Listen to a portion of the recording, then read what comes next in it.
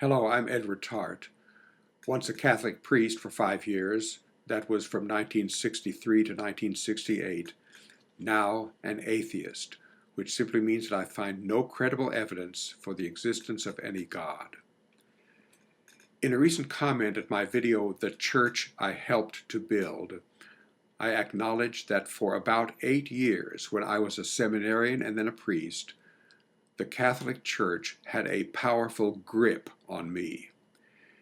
In this video, I want to describe in part that grip when I was a seminarian studying to be a priest. First, a little background. In my senior year in college, a good friend in my service fraternity gave me a book about his Catholic religion entitled, "This is the Faith." I liked it so much that I became a Catholic that following summer. I had just graduated from the university with a bachelor's degree in math with highest honors. You would think that my brain would operate with some skepticism, but that was not the case. I accepted and embraced the Catholic religion completely. I soon decided I wanted to become a priest, and accordingly I carried out my plans to enter this seminary.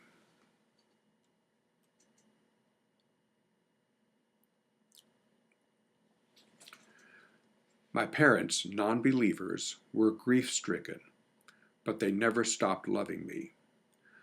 A few weeks before I was to enter the seminary, they gave me, as a birthday present, a year's subscription to Time magazine, hoping that this would connect me with the outside world and keep my brain alive. Alas, the seminary priests vetoed the idea of my having access to Time magazine.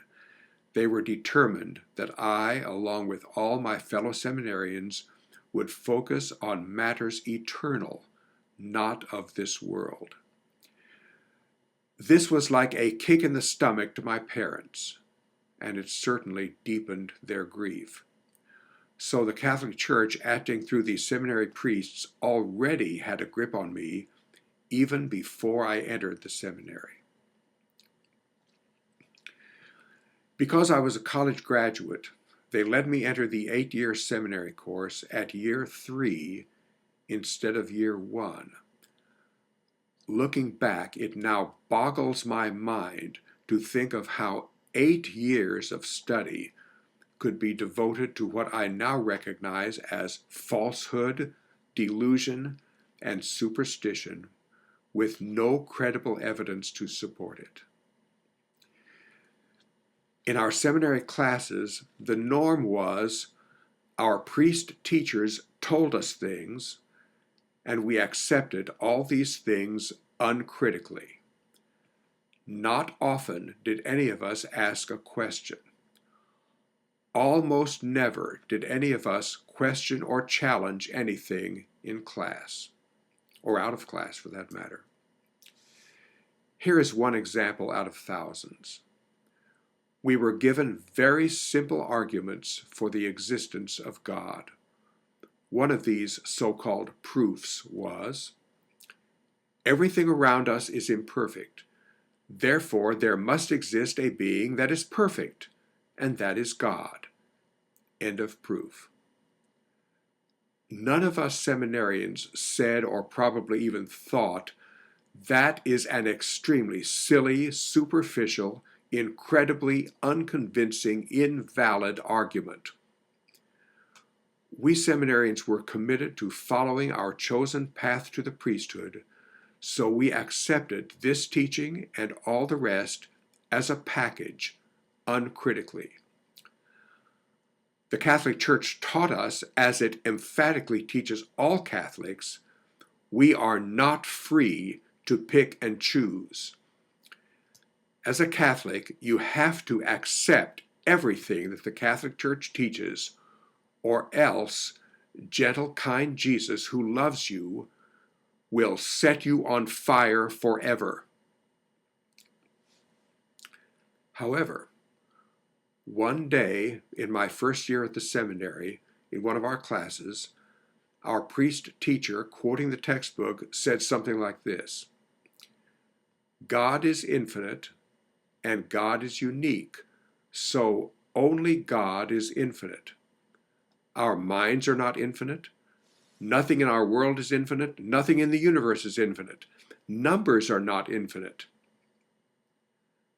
That last sentence signaled a big red flag in my math-oriented brain. I raised my hand. The priest teacher called on me, and I said something like this: I have a math college degree. Numbers are infinite. We have a number line. It goes without end in both directions. Infinitely many positive numbers to the right, infinitely many negative numbers to the left. This author is wrong. He should stick to philosophy instead of venturing into math, a subject about which he is clearly ignorant.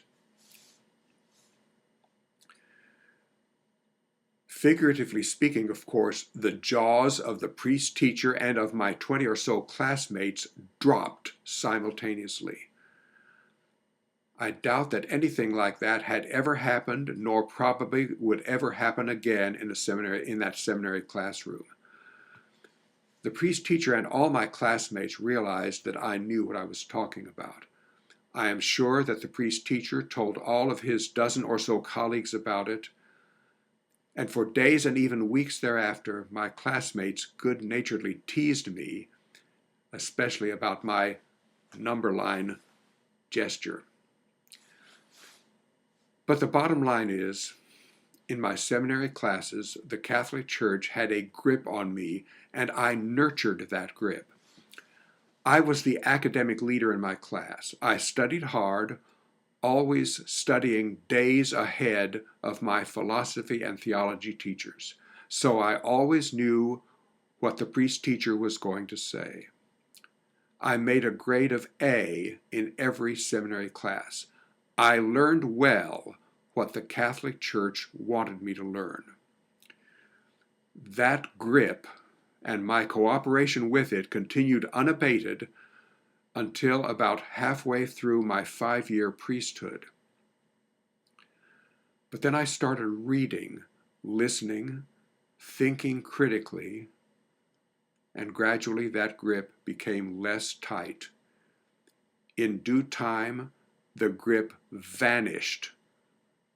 I left the priesthood in the Catholic Church, and now, half a century later, I am an atheist. Not proud of my past, but a proud atheist. Soon I plan to make another video about the seminary's grip on me through its regimen of worship and prayer. Thank you for watching this video.